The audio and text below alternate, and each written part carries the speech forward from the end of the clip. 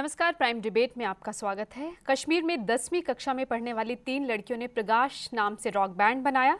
इस rock band की प्रसिद्धि कुछ लोगों को रास ना आई। लड़कियों को पर्दे में रहने की सलाह दी गई और गैर मर्दों के सामने ना गाने का फतवा जारी कर दिया गया। लेकिन संगीत या दूसरी सांस्कृतिक गतिविधियों के जरिए खुद को अभिव्यक्त करने से रोकने का अधिकार क्या सही है?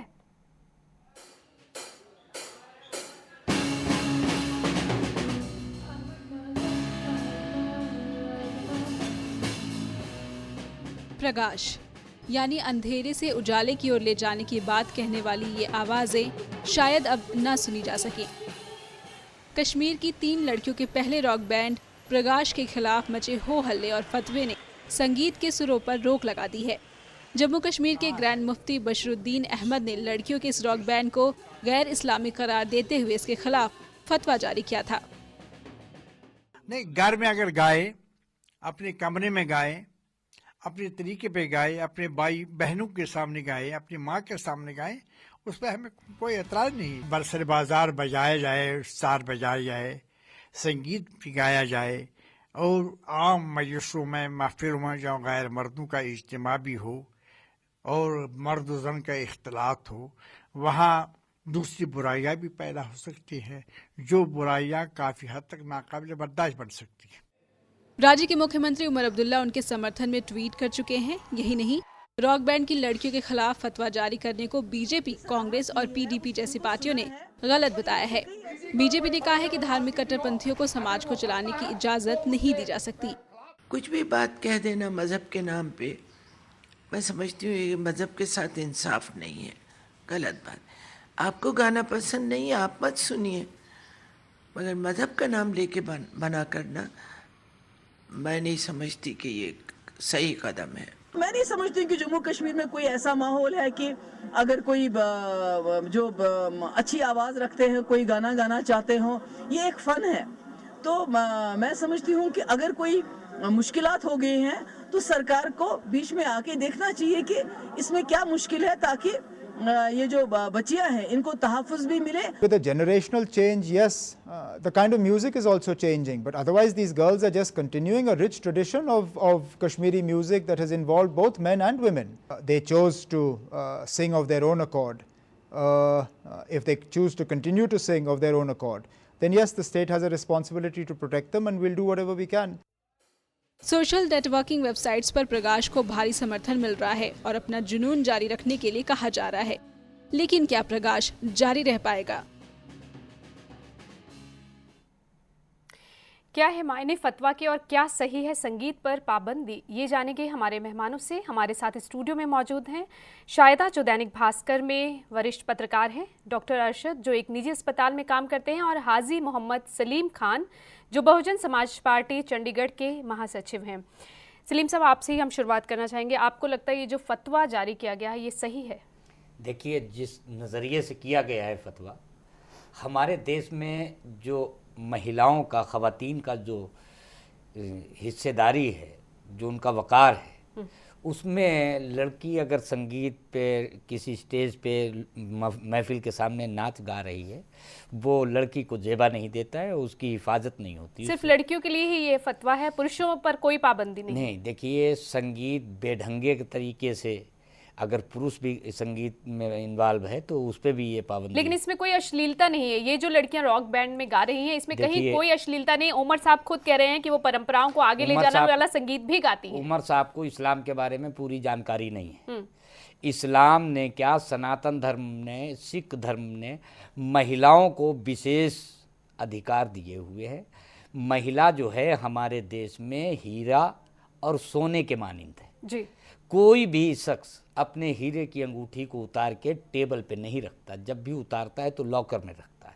सोने के किसी भी जेवर को, आपका मतलब है लड़कियों को पर्दे में रहना चाहिए? लड़की हमारे देश की जीनत है और लड़की बहुत लाकीमत है। जब लड़की आती है तब लड़के को कबीलदार कहा जाता है जी।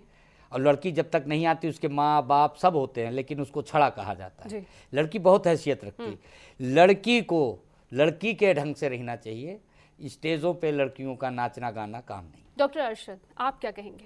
मुझे ये लगता है कि सबसे पहले हमें ये समझ लेना चाहिए कि फतवा होता क्या है। जी। ज़्यादातर लोग ये समझते हैं कि फतवा पता नहीं कोई बहुत ही बड़ी चीज़ है, कोई पता नहीं क्या खतरनाक चीज़ आ गई अगर कोई फतवा आ गया, पर ये ऐसा है नहीं। फतवा एक प्रोफेशनल एडवाइस होती है। अगर मेरे पास मानना जरूरी नहीं होता। नहीं, मुझे कंप्लीट करने दीजिए। अगर मेरे पास कोई पेशेंट आता है जी। तो बीइंग ए डॉक्टर मैं उसे, वो पेशेंट हाई ब्लड प्रेशर का पेशेंट है, मैं उसे ये कहता हूँ कि तुम्हारे लिए सॉल्ट जो है वो प्रोहिबिटेड है जी। तो उस पेशेंट के लिए अगर if he want to be treated तो उसको ये चाहिए कि वो सॉल्ट ना खाए जी। तो ये एक प्रोफेशनल एडवाइस होगी, ये एक फतवा हो गया उसके लिए जी। ऐसे ही जितने भी धार्मिक इश्यूज होते हैं तो जो मुफ्तीज होते हैं ये ऑथराइज्ड होते हैं, इन्होंने जो इस्लामिक लॉ होता है वो पढ़ा होता है, तो ये जानते हैं कि कहाँ हम इस्लाम के बाहर जा रहे हैं। तो ये क्या करते हैं, अगर कुछ भी ऐसा लगता है कि हमारी कम्युनिटी में, हमारे हमारे हमारे मुआशरे में ये चीज़ हमें गलत डायरेक्शन में लेके जा रही है, जी, we are going out of the Islam, तो ये एक फतवा देते हैं, मतलब एक प्रोफेशनल एडवाइस देते हैं। आपकी मतलब है सलाह है, उनकी ड्यूटी लेकिन है। क्या ये सलाह सही है? ये सलाह, मुद्दा ये है कि ये सलाह सही है। हाँ ये सलाह सही है, इसमें गलत क्या है? उन्होंने ये कहा है, जो मुफ्ती हैं, जो ग्रैंड मुफ्ती हैं कश्मीर के, उन्होंने ये कहा है कि जो म्यूज़िक और सिंगिंग है it is not in accordance with the teachings of Islam. तो ये तो सही है। फिर तो दुनिया भर में जितने भी मर्द हैं या औरत है सभी के संगीत पर मुस्लिम कलाकारों की उस पर पाबंदी लग जानी चाहिए। हाँ बिल्कुल लग जानी, पाबंदी नहीं, ये एक एडवाइस है। Being a Muslim, if you want to be a good Muslim, मतलब उन्हें सलाह दी जाती है कि आप गाना मत गाएं। हाँ, गाना मत, नहीं बिल्कुल ये ऐसा नहीं है कि गाना मत ही गाओ। गाने में भी बहुत सी कंडीशन है कि गाना वल्गर नहीं होना चाहिए, आप गा सकते हैं। कहीं नहीं है उनके गाने में। हाँ, अगर अश्लीलता नहीं है तो वो गा सकती हैं। फिर सही है ना उनका गाना? किनका? जो ये रॉक बैंड का गाना सही है अगर अश्लीलता नहीं है तो? मैं उन्हीं की बात नहीं कर रहा, मैं ये कह रहा हूँ, जनरल बात कर रहा हूँ कि इस्लाम ये कहता है अगर आपका गाना वल्गर नहीं है जी, तो आप गा सकते हो। ऐसे म्यूजिक भी है, जैसे म्यूजिक वैसे प्रोहिबिटेड है, ठीक है, हराम है इस्लाम में, पर जैसे नेचुरल साउंड्स हैं तो वो आप सुन सकते हो। उसमें अगर कोई म्यूजिक ऐसा है जो नेचुरल साउंड से है तो आप सुन सकते हो, वो आपके लिए हराम नहीं है। ठीक है, शायद आप आपकी जो आज़ाद ख्याली आपकी लेखनी में नज़र आती है, आप इतने सालों से लिखती आ रही हैं, आपको भी लगता है ये जो अब डॉक्टर अरशद कह रहे हैं या सलीम खान साहब कह रहे हैं वो सही है? देखिए, उनका अपना नज़रिया है कहने का, चीज़ों को समझने का, मेरा अपना नज़रिया है। मुझे इस पूरे जो ये एपिसोड है इसमें ये जो फतवा है, फतवा को अलग कर दें, जो ये पूरा डायरेक्टिव एक तरह से है, वो मैं इसको लड़कियों की आज़ादी से जोड़ के देखती हूँ। इसी कश्मीर का एक लड़का इंडियन आइडल में विनर था जी, उसके खिलाफ ना किसी ने फतवा मांगा ना किसी ने दिया। बिल्कुल। कश्मीर में सूफीज़म, सूफ़ी म्यूज़िक जो है, सूफ़ी मौसीकी हज़ारों साल से है। 15वीं सदी के बाद का इतिहास उठा के देखिए, बहुत सारी औरतें जो मिस्टिक्स रही हैं, हब्बा खातून से लेके आगे तक जाइए आप, और जो ईश्वरवादी, अनीश्वरवादी और बहुत सारा रहस्यवाद जिसमें था, उनके पोइट्री में जो लिखती भी थी, गाती भी थी, रबाब, संतूर, ये सब कश्मीर से आया, जिसको शत तंत्र वीणा कहते हैं, सरोद, ये सारी चीज़ें वहाँ से आती हैं। और इस गाने की वजह से वहाँ का हिसाब बिगड़ जाएगा, ऐसा थ्रेट मुझे नहीं लगता कि कोई था। और अपनी ही बात को कंट्राडिक्ट करना है, ये कहना कि आप घर में गा लीजिए, इसका मतलब आप म्यूज़िक के अगेंस्ट नहीं है। और आप कहें कि 4 लोगों के सामने मत गाइए, तो भैया आप ये बताइए कि ज़माना कहाँ से कहाँ पहुँच गया। क्या औरतें अब से 1400, 1500, 2000 साल पहले उस तरह से बाहर आती थी जिस तरह से आज आना उनकी प्रोफेशनल ज़रूरत है, उनकी ज़िंदगी अलग तरह से बदल गई है। हर क्षेत्र में मुस्लिम महिलाओं ने भी अपना वर्चस्व कायम किया है। नज़मा हेयतुल्लाह को हम सुन रहे थे। आप एक उसमें मेन स्ट्रीम में जब होते हैं तो बहुत सारी चीज़ों को, और रिलीजन और जो अपना फेथ है वो बहुत पर्सनल इसलिए भी है। मैं ऐसा काम करती हूँ जहाँ मैं रात के 2 बजे तक भी बाहर रहती हूँ, जैसे डॉक्टर साहब अपनी पालियों में रात में भी काम करते होंगे या आप करते होंगे, तो ये मैं भी बाहर के लोगों के साथ भी रहती हूँ, मैं बाहर भी जाके काम करती हूँ। अब इस पर भी फतवा जारी कर दिया जाए कि आपको इतनी देर तक बाहर नहीं रहना, लेकिन जर्नलिज्म में हमारी मजबूरी होती है कि हमें रात तक काम करना पड़ता है। उसके साथ भी तो आपको ईमानदार होना पड़ेगा, जस्टिफाई करना पड़ेगा। और जब बात आती है एक प्रोफेशनली ऑनेस्ट रहने की, तो फिर सानिया मिर्ज़ा की स्कर्ट पे भी बहुत हंगामे हुए थे, लेकिन फाइनली क्योंकि उनका खेल ऐसा है और उनको उसी तरह से आगे जाना है, अगर वो उस कॉस्ट्यूम, उस ड्रेस के बिना आप किसी और कपड़े में साड़ी पहन के टेनिस खेलेंगी या साड़ी पहन के कुछ और जो उनका स्पोर्ट है, नहीं हाँ, तो पॉसिबल नहीं है। तो अगर उन बच्चों ने बैटल ऑफ बैंड्स तो जो था उसमें और भी बैंड होंगे, क्या उन सब बैंड के अगेंस्ट भी नहीं, वो पुरुषों लड़कों के बैंड थे, हाँ, इसलिए उन पर कोई तो फिर ये जो डबल स्टैंडर्ड है, मेरा सबसे बड़े ऑब्जेक्शन इस डबल स्टैंडर्ड के ऊपर है। आप सारे लोगों ये दोहरी मानसिकता क्यों है? एक कॉलर हमारे साथ जुड़े हैं जी, बोलिए, आप कहाँ से बोल रहे हैं, अपना नाम बताइए जी, बोलिए। एक सवाल करना चाहता हूँ एक्चुअली। जी बोलिए बोलिए।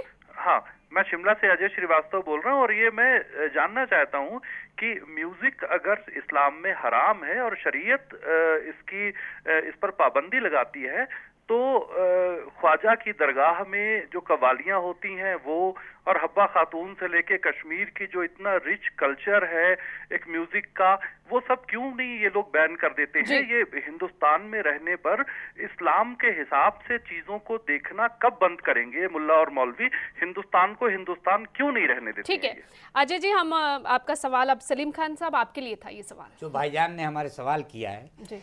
इस्लाम हिंदुस्तान में ही सबसे बेहतर है जी। जो ये कह रहे हैं कि इस्लाम किसी ऐसी चीज को नहीं करता वो ये कह रहे हैं कि दरगाहों पे जो कव्वालियां होती हैं इस्लामी नजरिए से बिल्कुल गलत है, वो इस्लाम का कोई हिस्सा नहीं है जी। हम इस्लाम ने ला इलाहा इल्लल्लाह मुहम्मद रसूलुल्लाह जी, हजरत मोहम्मद सल्लल्लाहु अलैहि वसल्लम की अहले कुरैश से लड़ाई सिर्फ ला इलाहा इल्लल्लाह पे थी कि हम किसी बुत को नहीं पूजते। ख्वाजा गरीब नवाज हमारे बहुत दीनदार बुजुर्ग थे, हम उनकी इज्जत करते हैं, लेकिन उनके मज़ार पे जाके हम कव्वालियाँ गाएं, हम चादरें चढ़ाएं, वो भी कह रहे हैं वो भी गलत है। हाँ। सलीम खान साहब, शायदा जी ने एक बात कही है कि डबल स्टैंडर्ड क्यों, पुरुषों के लिए कुछ मनाही नहीं है। वो ये कह रहे हैं कि आप घर में संगीत गाइए, आप जो कह रहे हैं डॉक्टर अरशद कि इस्लाम में पाबंदी है संगीत पर, लेकिन वो ये कह रहे हैं घर में आप गा सकते हैं। ऐसा नहीं है। जो चीज है, जो अगर इस्लाम में पाबंदी है म्यूजिक के लिए, तो वो लड़के के लिए भी है, लड़की के लिए, दोनों के लिए है। इस्लाम ऐसा नहीं कि लड़की को कह देगा कि नहीं गाना, लड़के को कह देगा। और उठाइए, बहुत अच्छा सही चीज उठाइए, दोहरी मानसिकता क्यों? आप घर के अंदर गाइए, वो उसमें मनाही नहीं, क्यों नहीं पूरी तरह से मनाही है तो हर जगह मनाही क्यों नहीं? जो मुफ्ती साहब ने ये कहा है कि घर के अंदर गाएं, वो इस्लाम नहीं कह रहा कि आप घर के अंदर गा लो, बाहर नहीं गाना। इस्लाम ने तो गाइडलाइंस दी हैं कि अगर आपने गाना है तो वो गाना कैसा होना चाहिए, वो वल्गर नहीं होना चाहिए, मतलब अश्लील नहीं होना चाहिए वो, ठीक है। अगर म्यूजिक होना चाहिए तो म्यूजिक कैसा होना चाहिए, इस्लाम ने ये गाइडलाइंस दी हैं। इनके गानों में कहीं अश्लीलता भी नहीं है जी। एक मिनट देखिए, हम एक चीज आपसे सवाल करते हैं। हम खाना, खजाना और जनाना, ये 3 शब्द हैं। आप खाने को जब अपने रसोई में बैठ के, अपने घर में बैठ के खाती हो तो उसका आनंद कैसा आता है जी। और जब आप किसी रेड़ी के ऊपर हाथ पे रख के छोले भटूरे या कोई भी चीज़ खाती तो उसमें आपको क्या महसूस होता है?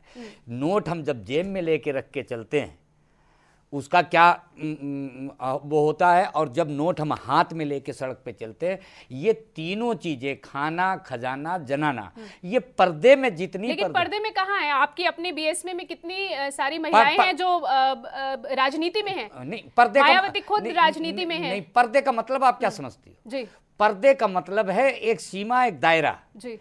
अगर औरत जो ये लोग तय करेंगे बेसिकली, नहीं, ये लोग नहीं तय करेंगे, और दायरे सिर्फ महिलाओं के लिए, ये पॉलिटिशियन भी तय नहीं करेंगे, आदमी तय करता है औरत के लिए। हजारों साल से औरतों को इंटरप्रिटेशन जो बताई है आप लोगों ने, वो यही बताइए। आप कह रहे हैं कि रेडी पे, ये तो बड़ा क्लियर है, इस्लाम ने ये तो कहा है कि आपको आदमी खाए चटखारा लेके तो जायज है, मैं खाऊं तो ना जायज है। आप बाहर खा सकते हैं, मैं क्यों नहीं खाऊं?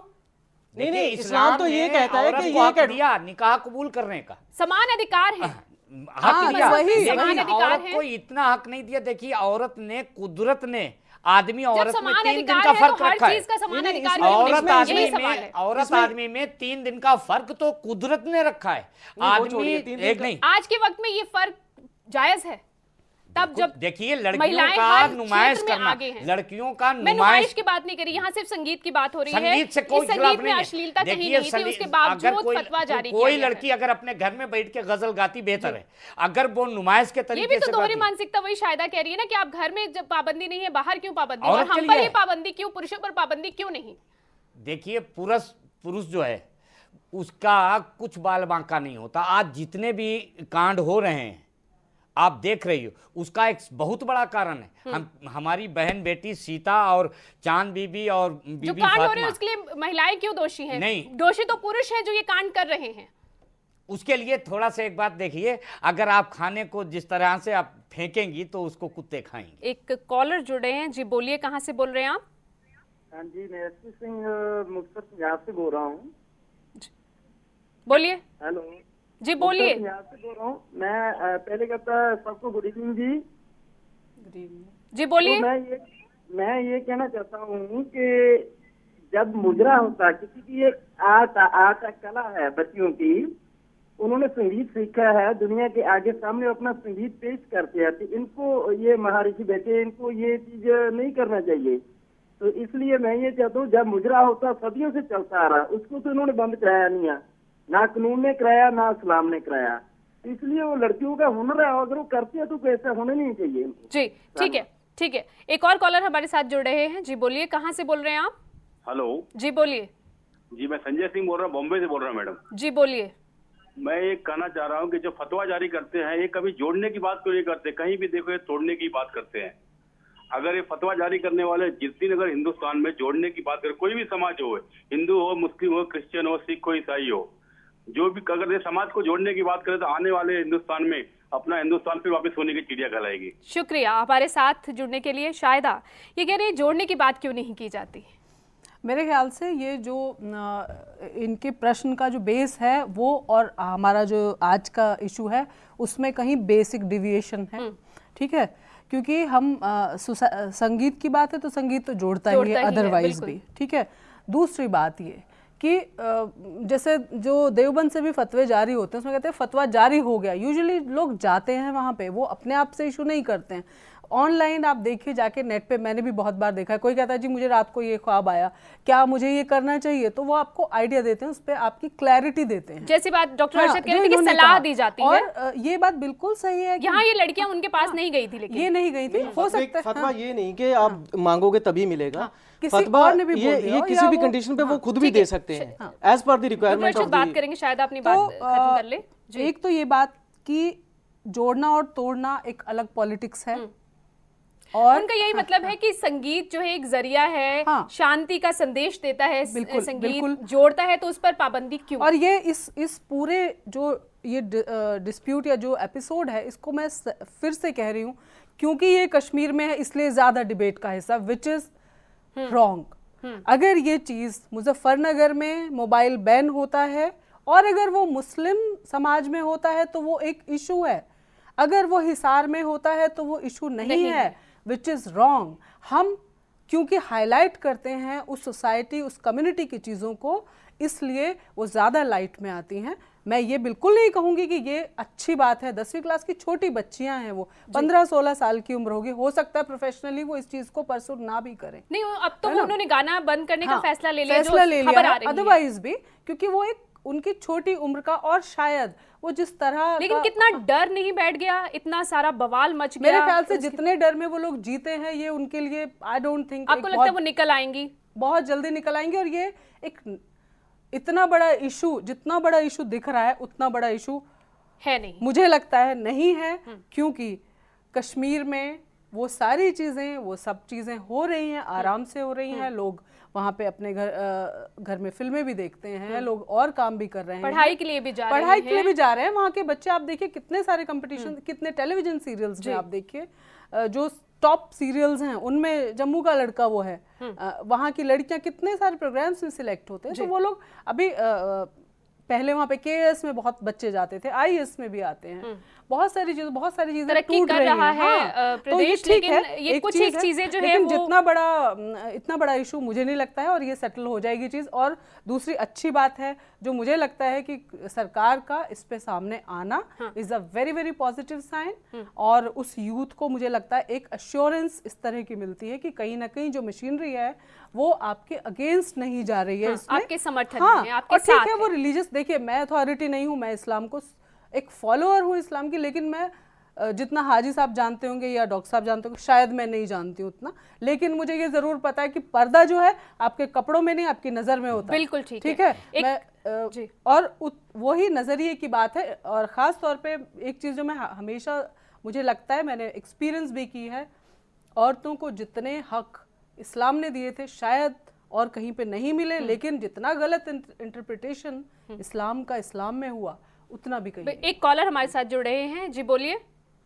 हेलो जी बोलिए, कहाँ से बोल रहे हैं आप? अच्छा, मैं पीके सिंह बोल रहा हूँ रायपुर से। जी बोलिए। अच्छा, मेरे इस संदर्भ में ये कहना है कि किसी भी धर्म की जो धार्मिक भावनाएं होती हैं वो अपनी हर धर्म की अपनी अपनी विशेषताएं और भावनाएं होती हैं। तो अगर इस धर्म में अगर किसी भी नुमाइश को अगर मना किया गया है, किसी भी लेवल पर मना किया गया है, वो धार्मिक गुरु उस चीज को सुपरवाइज करते हैं कि क्या गलत है क्या सही। तो एक डिस्कशन का मुद्दा ये है कि उस धर्म में क्या ये मंजूरी है कि नुमाइश करना, अगर नहीं है तो फिर ये धार्मिक भावनाओं के खिलाफ है। यहाँ नुमाइश की बात तो हो ही नहीं रही, यहाँ पर तो संगीत पर जो पाबंदी लगाई गई है उसके खिलाफ फतवा जारी किया गया, उसकी बात हो रही है। संगीत पे फतवा नहीं मैडम लगाया गया, उनके तरीके पे उन बच्चियों के जो स्टेज पे गाना गाने का उस पे लगाया गया फतवे का आप मतलब समझ लीजिए। जो भाई साहब ने अभी एक बात कही, सलीम खान जी, मतलब पुरुष स्टेज पर गा सकते हैं, आप बार बार लड़कियां नहीं, पुरुष और औरत की बात क्यों नहीं? अधिकार की बात कर रही हूँ कि दोनों को समान अधिकार है, दोनों को समान अधिकार है। सलीम खान साहब में भी नहीं, ये बात तो मैंने क्लियर कर ही दी। बॉलीवुड में जब सलमान खान, हम उनको किसी धर्म से नहीं इनको गिनते। सलमान खान एक एक्टर हो सकते हैं, उनका नाम सलमान खान है, वो कुछ भी कपड़े पहने उस पर कोई बवाल नहीं मचते, कोई ये आप कह रहे हो, पर ये जो फतवा है ये सभी के लिए, इसमें कोई ये नहीं कि लड़कियों के लिए है लड़कों के लिए नहीं है। यहाँ तो उन्होंने साफ साफ सलाह दी है कि उन्हें अपने घर में गाना चाहिए, गैर मर्दों के सामने नहीं गाना चाहिए। स्टेटमेंट इशू की है, मैंने आपको वो बताई है। उन्होंने ये कहा है कि music and singing is not in accordance with the teachings of Islam. तो इसमें कुछ ऐसा थोड़ी है कि उन्होंने लड़कों के लिए कहा है लड़कियों के लिए नहीं कहा। ये तो उन्होंने खास तौर पर लड़कियों को ये कहा है कि आप अपने घर में अपने गाइए, लेकिन बाहर नहीं। लड़की को पर्दे में रहना चाहिए। अगर कोई ऐसा बंदा कहता है तो वो अपने आप से कहता है वो इस्लाम पार्टी में बहुत सी मुस्लिम महिलाएं राजनीति हैं, फिर आप उनके लिए भी कहेंगे कि उन्हें पर्दे में रहना चाहिए और घर पर रहना चाहिए। कि जैसे भाईजान ने कहा लड़की अगर मुजरा करती है, डांस करती है, तो उसको रंडी खाना कहा गया। मुजरे को देखने पुरुष ही जाते हैं, पुरुष जाते हैं, उसके लिए उसको रोका गया है ना, उसके लिए इस्लाम रोकता है कि नहीं जाना। दोनों ही भागीदार हैं, दोनों ही इस्लाम माना गया। काम करने जो मुद्रा देखने जाता है वो पुरुष छुपा के जाता है, समाज में आता है उसको बुरा। मतलब दोनों के लिए ही पाबंदी है। बिल्कुल दोनों के लिए। मुद्रा करने वाली और देखने वाले दोनों बुरे हैं, ठीक है, और वो हर धर्म से, हर नजरिए से बुरे हैं, इस्लाम से नहीं। शुक्रिया आप सभी का इस चर्चा में शामिल होने के लिए। इन तमाम विवादों के बाद संगीत पर पाबंदी लग गई है, प्रकाश बंद हो गया है, इन लड़कियों ने जो क्रांतिकारी आगाज किया था उस पर रोक लग गई है। क्या सरकार और विपक्ष इनको इनकी अभिव्यक्ति की आज़ादी का हक दिला पाएंगे, और क्या प्रकाश की रोशनी फिर से घाटी को रोशन करेगी? आज का प्राइम डिबेट हम यही खत्म करते हैं। नमस्कार। खबरों की दुनिया में आइए, हमारे साथ कहीं भी और कभी भी जुड़िए। हम मिलेंगे फेसबुक पर, हम दिखेंगे यूट्यूब पर, हमें फॉलो कीजिए ट्विटर पर। खबरों के साथ बने रहिए रात दिन।